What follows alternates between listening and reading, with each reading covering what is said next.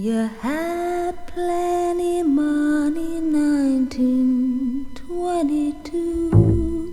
Bonjour à tous et bienvenue sur la chaîne Canon, moi c'est Adrien, je suis passionné de cinéma, et qui dit cinéma dit aussi musique, et qui dit musique dit aussi vinyle pour moi, donc je vais vous présenter quelques-uns de mes vinyles de BO de films, donc une petite collection que je me suis faite au cours de mes années. Je vais pouvoir vous parler de l'histoire du film que je présente, et aussi pourquoi cette BO me tient à cœur. Donc on commence par Roger Rabbit, donc c'est un film de mon enfance, j'en ai déjà parlé dans une vidéo précédente, et c'est une BO que j'aime énormément et que j'arrivais pas à trouver en vinyle, tout simplement parce qu'elle avait pas été éditée en vinyle, et elle vient d'être éditée pour la première fois par Mondo, donc c'est un éditeur qui ressort plein de BO de films, à un prix conséquent, mais ça fait toujours plaisir d'avoir la BO d'un de ses films préférés chez soi. Donc j'ai pu la trouver chez Balade Sonore, et c'est une BO que j'aime énormément parce que ça mêle le jazz et toute cette musique un peu fun et gaguesque qu'il y a dans les films d'animation. Donc Roger Rabbit c'est un mélange d'animation et de prise de vue réelle, donc c'est un film de Robert Zemeckis qui est sorti en 88.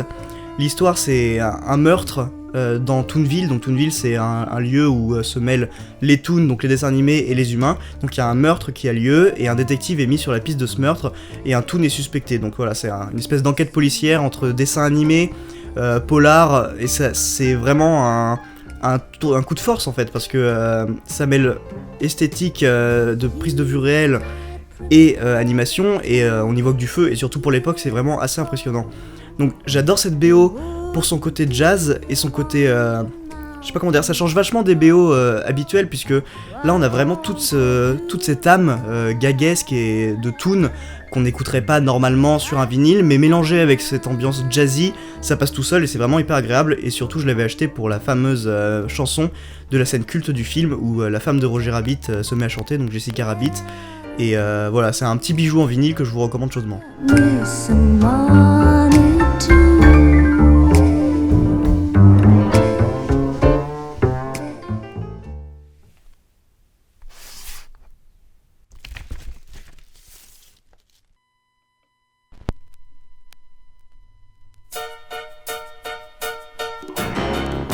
Donc on enchaîne avec Rocky 2, donc si vous connaissez un peu la chaîne Canon, vous savez que je suis un grand fan de la saga Rocky, et notamment du deuxième opus, donc j'ai trouvé ce Rocky 2 japonais chez Heartbeat Vinyl, donc c'est un de mes disquaires préférés à Paris, qui a plein de BO, et surtout des BO en édition japonaise, donc c'est ce que je préfère acheter, des vinyles japonais. Et donc c'est une BO excellente, tout comme le film, donc l'histoire vous la connaissez, à la fin du premier opus, Rocky vient d'affronter Apollo Creed, et Apollo ne veut pas de revanche, il y aura quand même une revanche, donc dans le deuxième opus, où vous connaissez Rocky, training montage, on s'entraîne chacun de son côté et on se démarre la gueule à la fin. Donc c'est une BO qui est très très motivante, comme celle de tous les films Rocky finalement, mais ce qui change avec celle-là, enfin ce que j'apprécie beaucoup, c'est qu'une fois qu'on a vu le premier, on récupère pas tous les thèmes du premier, on récupère la base, et on brode autour, et je trouve qu'il y a des thèmes vachement plus prenants et vachement plus touchants dans cette BO là, donc c'est pour ça que j'ai choisi celle-là et pas une autre. Donc je vous invite à écouter la BO de Rocky 2 finalement, parce que c'est une très très bonne BO.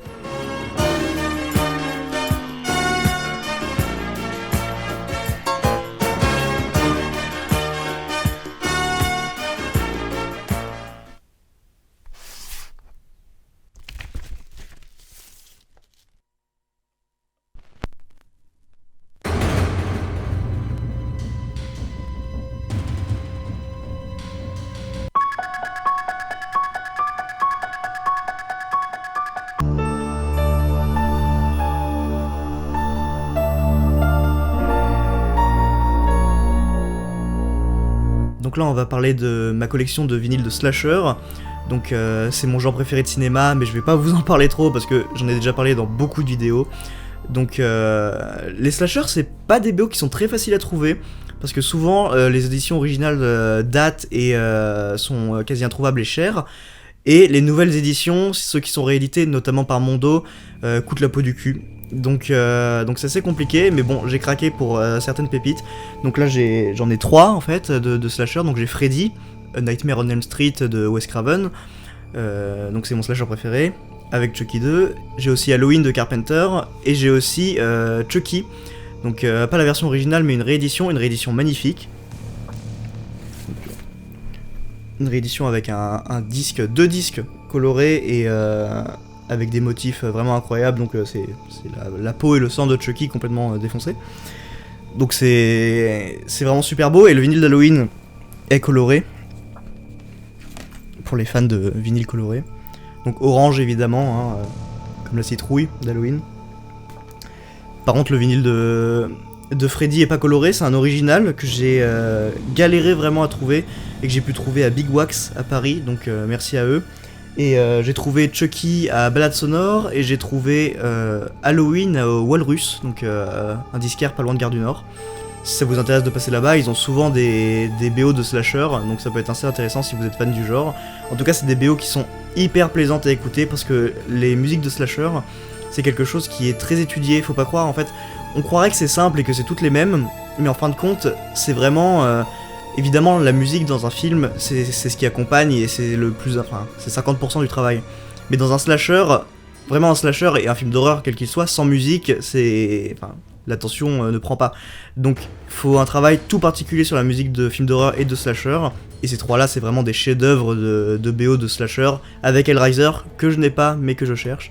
C'est vraiment les meilleurs BO slasher que je connaisse, donc je vous invite chaudement à les écouter si ça vous tente, et à regarder ces films également, parce que si vous les avez pas forcément vus, même si c'est des classiques du genre, ça peut vous plaire.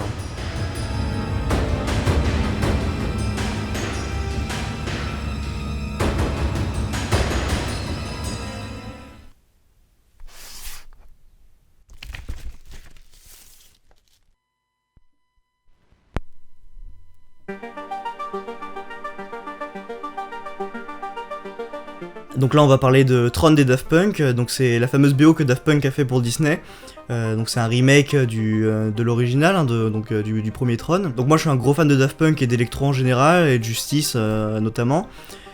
Et donc c'est une BO que j'aime beaucoup, et que je redécouvre à chaque fois que je l'écoute en fait, et je trouve que ça fait partie de ces BO qui pour moi sont plus impactantes que le film en lui-même. C'est le cas de pas mal de BO, mais en général, on détache rarement la BO d'un film, sauf quand cette BO est vraiment très très bien foutue et impactante, et c'est le cas pour Tron, c'est-à-dire que j'ai aucun problème à écouter Tron sans regarder le film. D'ailleurs, je préfère écouter Tron que regarder Tron, même si Tron est un très bon film, un très bon remake. Mais donc voilà, c'est une BO des Daft Punk que j'aime beaucoup, et ils sont très doués pour faire ça, donc voilà, quelque chose qui change vachement, je trouve, qui apporte vraiment, qui donne vraiment tout un charme à l'univers de Tron, et qui rentre parfaitement. Et puis, il n'y a pas de meilleure idée que de prendre des robots pour faire une BO de film comme Tron, donc c'est vraiment un petit bijou. Très dur à trouver, et j'ai réussi à la trouver dans un disquaire que j'ai découvert récemment, qui s'appelle Music Please. Donc voilà, merci à lui, parce qu'il a plein de choses. J'ai notamment trouvé un 45 tours de Scarface que je cherchais beaucoup là-bas. Donc pour les petites pépites comme ça, je vous conseille d'aller là-bas.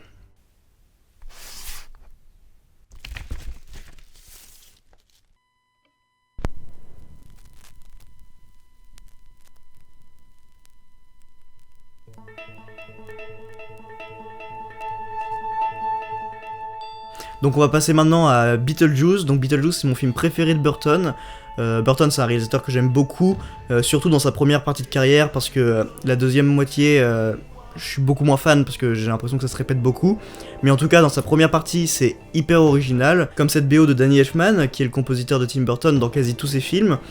Et je trouve que c'est une BO qui change vachement, parce que il y a tout un... Enfin, c'est hyper original en fait. Il y a tout un côté gaguesque et fun, et d'un autre côté, un truc vachement sombre, parce que c'est ça, tout le truc de Beetlejuice, c'est cette espèce d'ambivalence entre l'humour et le glauque, donc c'est un espèce d'humour noir, mais qui passe très très bien, et qui en devient vraiment marrant, quoi.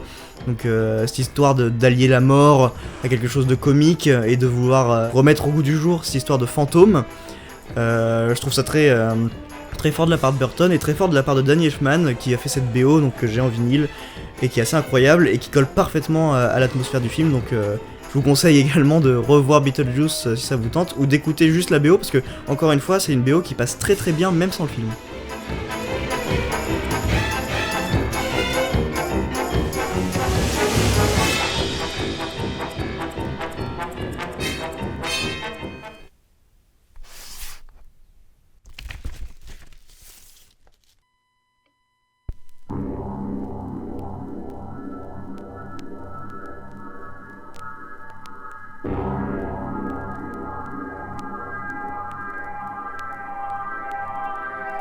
Maintenant on passe à Orange Mécanique, donc film culte de Kubrick, un de mes films préférés de Kubrick, et une BO quasi exclusivement composée de musique classique, donc une BO qui est assez difficile à écouter seule. Déjà que le film est assez traumatisant, mais la musique c'est vraiment ce qui prend le plus aux tripes, et je sais que quand on réécoute la BO d'Orange Mécanique, on se sent dans l'atmosphère du film, et ça peut déplaire à certains. Moi je trouve ça assez marrant de se remettre dans cette ambiance là, mais c'est vrai que quand on l'a vu jeune comme moi, c'est une BO qui est assez traumatisante. Et donc ça c'est 2 vinyles que j'ai trouvé, parce que oui je l'ai en double. J'ai la version originale si je puis dire, et j'ai cette version, donc merveilleuse, donc française, collection or. C'est immonde, mais c'est tellement marrant que je me suis dit que j'allais l'acheter, donc voilà, je l'ai en double.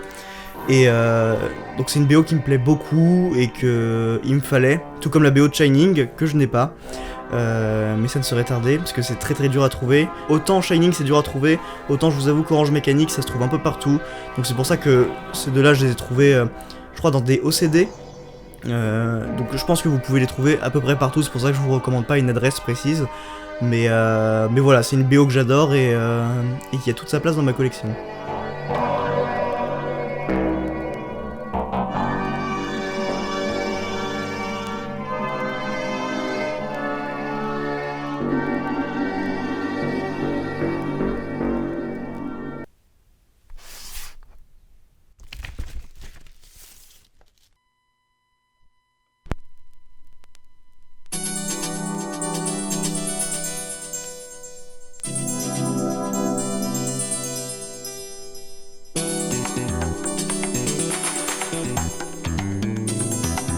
On va passer donc à Cobra, donc qui est un de mes films préférés.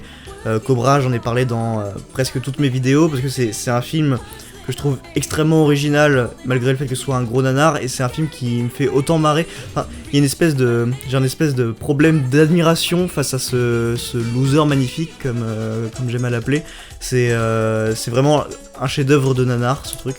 Donc il me fallait absolument la BO, donc la BO que j'ai eue grâce à mon ami Lucas, donc merci Lucas. Une BO folle, genre c'est la quintessence des années 80 dans un disque. C'est kitsch à souhait, mais moi j'avoue que si on accroche à cet état d'esprit qui est le mien, d'adorer les nanars et d'adorer Cobra, on peut écouter la BO sans trouver ça hyper kitsch. C'est juste, j'adore cette ambiance années 80, c'est presque synthwave finalement, et il me la fallait à tout prix en disque. Donc merci Lucas, parce que maintenant je l'ai. Et je ne l'ai pas qu'en disque, parce que je possède également la cassette de Cobra, donc Cobra années 80, kitsch, cassette, forcément. Donc j'ai la panoplie jusqu'à la VHS, donc voilà, Cobra, foncez-y, c'est Stallone, des méchants des années 80, des motos, pampan, néon, enfin... tout ce qu'on peut attendre d'un bon nanar des années 80, et même un très très bon nanar des années 80. Donc foncez-y, parce que j'arrête pas de vous en parler, et si vous en avez marre, faut vraiment le regarder.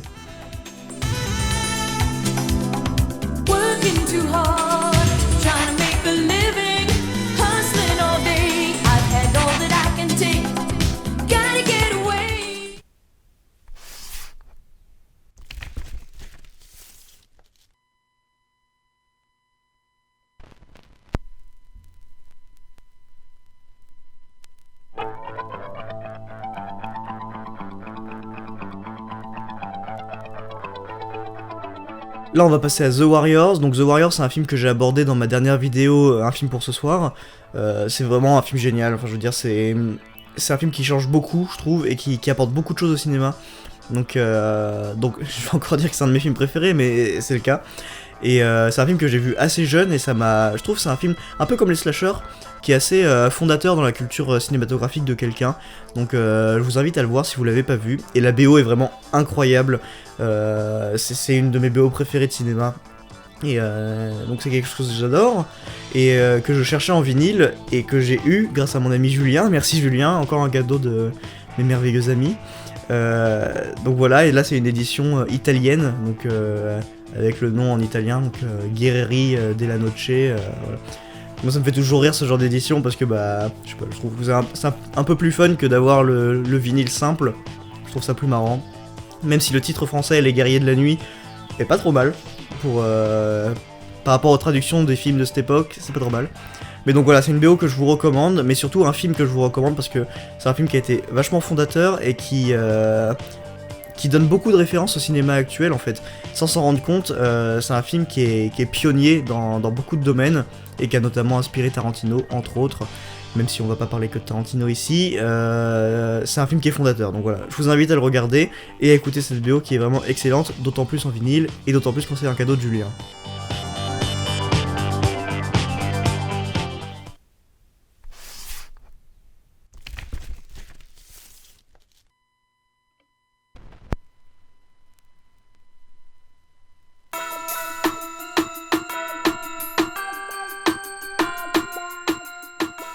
Donc oui, Fast and Furious 2, donc c'est un film que j'aime beaucoup, alors j'ai rien du tout contre la saga Fast and Furious, c'est juste que j'aime particulièrement les 3 premiers, après c'est pas ma saga préférée de cinéma, mais c'est vraiment une saga que je trouve divertissante, et surtout au début qui apporte vraiment un vent frais au film d'action. Mon préféré c'est Fast and Furious 2, j'ai une espèce de divination pour ce film, un peu comme Cobra. Et voilà, c'est une BO qui mêle musique tuning et hip-hop, donc espèce de mélange entre sexy dance et je sais pas, un bon gros film d'action bien bourrin, donc c'est une BO que je kiffe et que j'ai réussi à trouver. Donc c'était un OCD, une BO qui est, je crois que celui-là c'est une version de promo, donc qui est interdite à la vente. Et je sais pas, c'est un peu le disque qui me fait marrer, le fait d'avoir ça dans une collection un peu sérieuse entre guillemets, parce que qu'est-ce qui est sérieux, mais je sais pas, c'est quelque chose qui me fait marrer et c'est une BO que j'aime bien écouter, donc voilà, si vous arrivez à la trouver, bravo, parce que c'est vraiment un truc, j'ai pas envie de dire personne, mais je pense pas que grand monde ait envie d'avoir la BO de Fast and Furious 2 chez soi, surtout en vinyle, mais c'est plutôt quelque chose qui s'apparente au CD finalement, vu que univers tuning, voiture, tout ça. Mais donc voilà, je l'ai et je vous le présente parce que ça vaut le détour.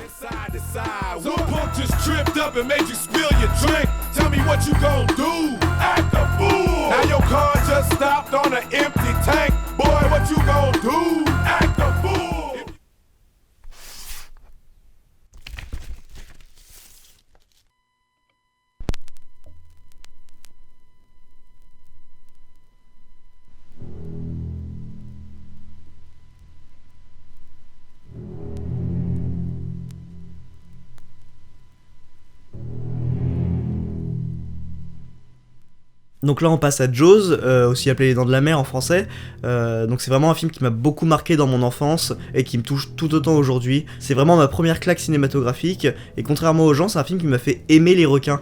C'est-à-dire que c'est un film qui m'a donné une vraie passion du requin, à tel point que je voulais devenir océanographe étant petit, ça a vite changé, mais j'ai toujours cette passion du requin qui m'a été amenée par ce film, donc par Spielberg. Et je pense que l'essence des Dents de la Mer, c'est sa BO, donc une BO mythique que vous connaissez et qui est reprise encore aujourd'hui. Je veux dire, c'est certainement la BO la plus mythique de l'histoire du cinéma. Et donc voilà, il me l'a fallu en vinyle et j'ai trouvé cette superbe édition japonaise chez Heartbeat Vinyl. Donc encore une fois, je trouve beaucoup de BO là-bas. Et celle de Jaws, j'étais obligé de l'acheter. Donc voilà, c'est vraiment un film que j'aime re-regarder tous les ans. Et surtout en période d'été, puisque c'est un film qui se passe l'été. C'est vraiment un film que je vous invite à revoir ou à voir si vous ne l'avez pas vu. Et une BO que je vous invite à écouter, parce que c'est vraiment quelque chose qui transcende même au-delà des images qu'on peut voir à l'écran.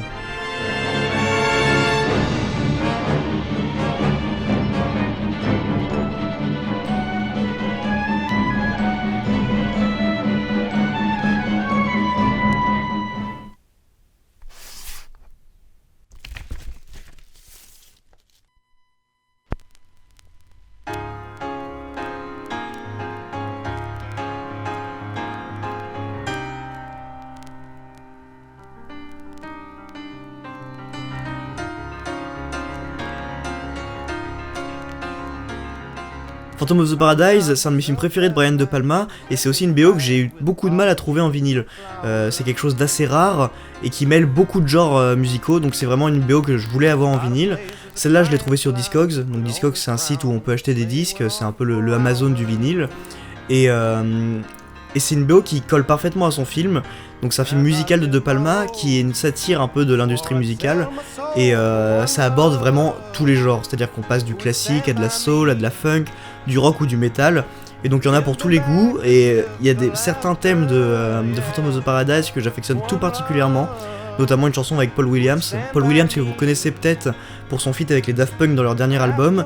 C'est un super film de De Palma et je trouve qu'il est pas assez mis en avant aujourd'hui. C'est un film que je vous invite à regarder parce que je trouve qu'il est pas assez mis en avant aujourd'hui et c'est aussi une BO que je vous invite à écouter une fois que vous avez vu le film parce que sinon ça vous gâche un peu le plaisir.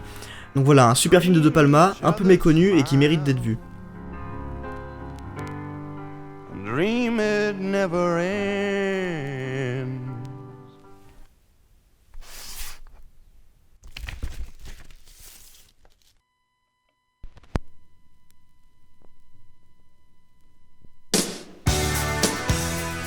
On enchaîne avec Breakfast Club, donc c'est un film de John Hughes. John Hughes que j'aime beaucoup, notamment pour Ferris Bueller, qui est un de mes films préférés de sa filmographie, si ce n'est mon film préféré de sa filmographie, avec Breakfast Club. Et c'est un vinyle que j'ai toujours cherché, parce qu'il a vraiment des musiques cultes des années 80. C'est vraiment un espèce de best-of des chansons de ces années-là. C'est vraiment un film qui change dans la manière d'aborder les jeunes et d'aborder les teen movies. Donc au-delà de sa BO, c'est un super bon film que je vous invite à regarder.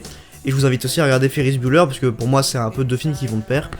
Et ça c'est une BO excellente que j'ai trouvée à la Fnac des Halles, et un vinyle coloré qui plus est, et je suis super content d'avoir trouvé ce vinyle, notamment pour la chanson principale du film qui est Don't You de Simple Minds.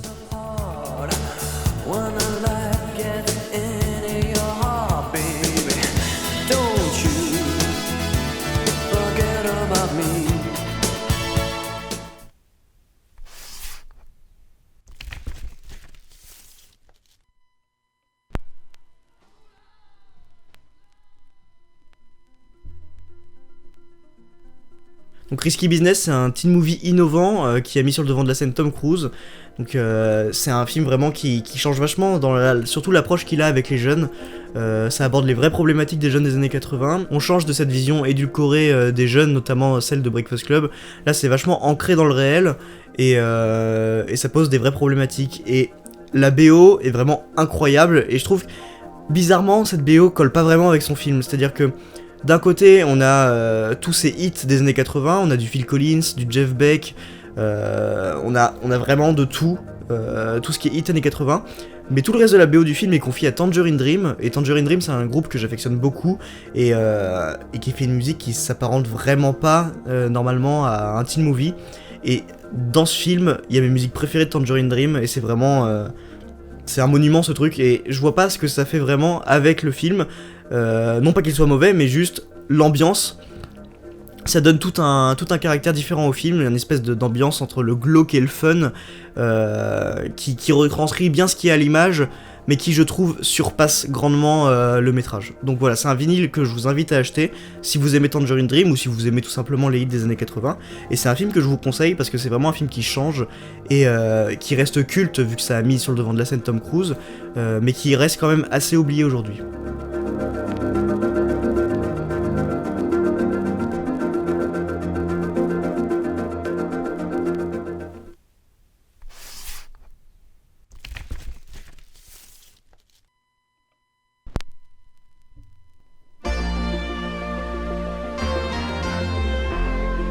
Donc Flashdance c'est un film que j'aime beaucoup et que j'affectionne tout particulièrement. J'aime beaucoup le défendre étant donné que c'est un film qui est souvent catégorisé à tort comme un film un peu gnangnan et à l'eau de rose, alors que c'est vraiment un film hyper divertissant et si on aime la danse et la musique, on y trouve vachement son compte.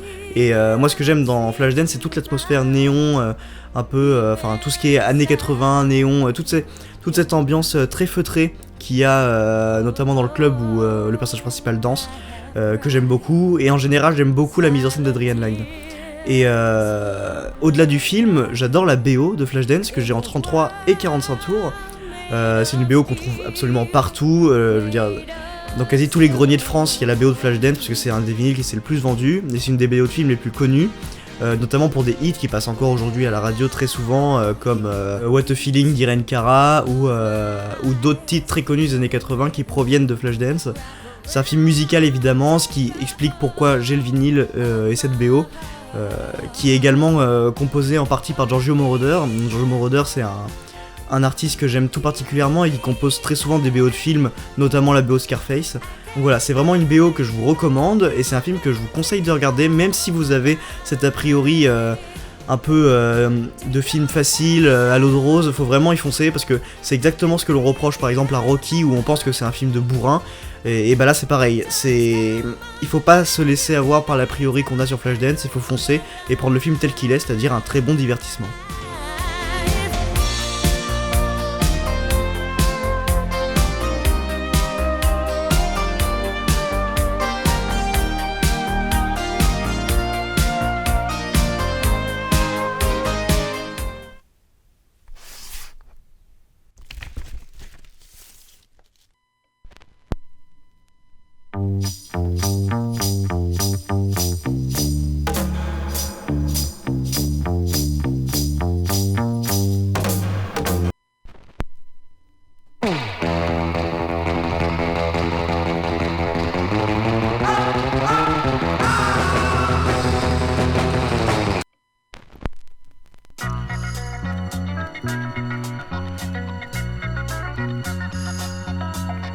Donc là j'ai regroupé 3 vinyles, parce que c'est 3 vinyles du même réalisateur, donc c'est 3 films de Tarantino, les 3 premiers. Donc on a Reservoir Dogs, Pulp Fiction et Jackie Brown. Donc c'est 3 films que j'affectionne beaucoup. Tarantino c'est un réalisateur que j'aime énormément et qui est très connu notamment pour ses BO en fait. Donc c'est pas des bandes originales, c'est plutôt une compilation de morceaux choisis par Tarantino qui colle parfaitement à l'atmosphère de ses films et que j'affectionne tout particulièrement parce que je veux dire ça change à chaque fois et c'est un espèce de best-of des goûts de Tarantino et franchement je pense qu'on n'est jamais déçu par une bonne BO de Tarantino. Donc c'est 3 BO que je vous conseille. Là malheureusement c'est des BO qui sont absolument neuves, sorties de la FNAC, donc ça perd un peu de son charme, mais c'est des BO qu'on peut trouver d'occasion, qu'on peut trouver en original.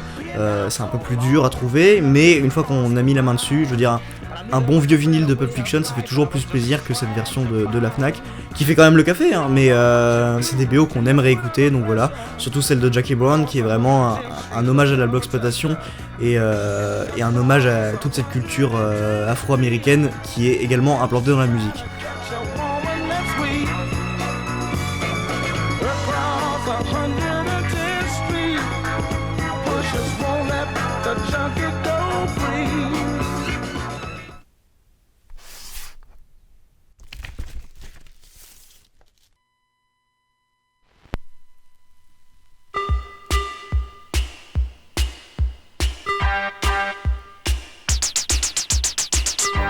Là je vais vous parler de Coneheads, je pense que c'est un des films les moins connus de la collection que je vous présente aujourd'hui.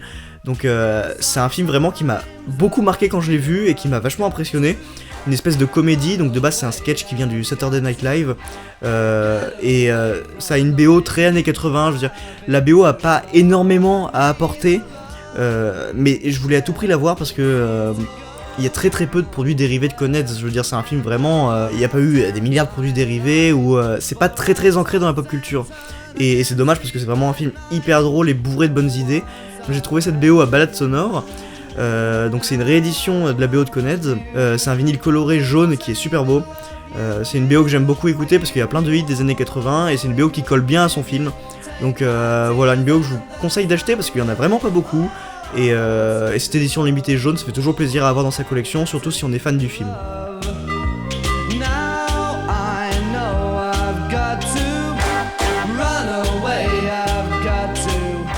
Donc voilà, on arrive à la fin de ma présentation de BO de film, j'espère que ça vous a plu. J'ai pas pu vous montrer toute ma collection étant donné que je collectionne beaucoup de vinyles et beaucoup de BO de films, mais je me suis dit que j'allais quand même vous présenter ceux que j'ai pas montrés, vite fait, parce qu'il y a certains disques qui me touchent beaucoup moins, mais on n'a pas la même sensibilité, et peut-être que ces BO vont plus vous parler que celles que je vous ai montrées avant, et ça vous donnera peut-être encore plus envie de revoir ces films, donc je vous les montre rapidement. Donc on commence avec Midnight Express, donc c'est 2 vinyles que j'ai trouvé dans un disquaire à Avignon, et c'est un disque que j'aime beaucoup, c'est une BO de Giorgio Moroder, tout comme Scarface, et ça colle parfaitement avec l'image du film et avec l'esthétique du film, donc c'est une BO que je vous recommande chaudement. Ensuite on a Top Gun, donc encore Giorgio Moroder, ça c'est une BO que vous connaissez forcément, et je l'ai trouvé à Ground Zero, donc c'est un vinyle neuf, mais une BO excellente, et c'est un peu comme Flashdance, c'est-à-dire que c'est des hits, et je trouve que c'est une BO hyper motivante, et franchement c'est une de mes BO préférées de cinéma.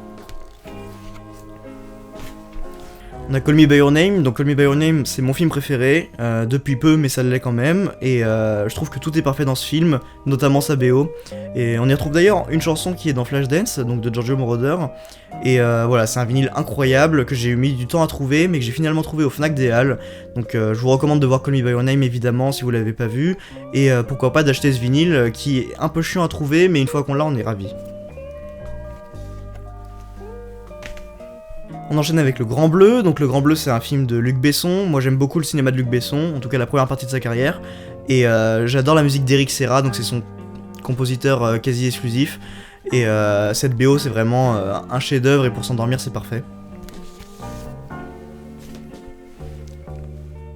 On a les Blues Brothers, donc hyper connu, hyper classique, c'est pour ça que je l'ai pas présenté. C'est l'enfance de beaucoup de personnes et c'est une BO que vous connaissez certainement, donc voilà, je vais pas m'étendre dessus, mais c'est quand même des gros classiques et c'est vraiment un disque à avoir. Donc Rambo, j'adore ce vinyle, je l'ai trouvé dans un disquaire dans le sud, à l'Île-sur-la-Sorgue, et c'est vraiment un vinyle que je trouve super beau à regarder, et il reprend l'affiche française du film. Et c'est vraiment la quintessence des années 80, cette ambiance néon, et on ressent tout, toute l'esthétique de Rambo qu'on se prend en pleine gueule dès qu'on regarde ce vinyle, enfin perso j'adore. Donc on a Cruising, je vous avoue que c'est une BO que j'écoute très rarement, mais c'est un film incroyable qui m'a beaucoup marqué étant jeune, avec Al Pacino, et qui traite de l'homosexualité et d'une communauté BDSM dans l'homosexualité, donc c'est vraiment un film très marquant, surtout quand on le voit jeune, et quand j'ai vu ça j'étais obligé d'acheter la BO, même si c'est vrai que c'est une BO que j'écoute pas souvent.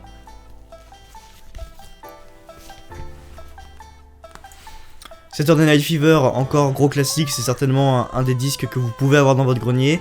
Je l'ai acheté uniquement pour la BO des Bee Gees, parce que j'adore les Bee Gees, mais c'est vrai que c'est pas un film que je porte fortement dans mon cœur. Donc on a Rocky Horror Picture Show, donc ça c'est du culte comme Phantom of the Paradise, j'ai hésité à les mettre ensemble, mais après c'est une musique qui m'a moins touché parce que c'est pas vraiment mon registre, mais c'est quand même une très très bonne BO, et ça amène le glam rock, et c'est hyper intéressant à écouter, surtout quand on aime les Midnight Movies. Et enfin, une BO qui me tient tout particulièrement à cœur, c'est la BO de la série Twin Peaks de David Lynch. Donc voilà, c'est une série que j'ai découvert récemment, j'ai pas vu la saison 3, mais je vous la recommande chaudement, c'est la meilleure série que j'ai pu voir, et c'est une des BO les plus incroyables qui m'a été donnée d'entendre et d'écouter. Donc voilà, ça c'est une réédition, une édition spéciale, avec un vinyle vert qui est magnifique. Donc voilà, tout ça c'est des excellentes BO que je vous recommande chaudement, et notamment Twin Peaks, qui est vraiment la quintessence du cinéma de David Lynch.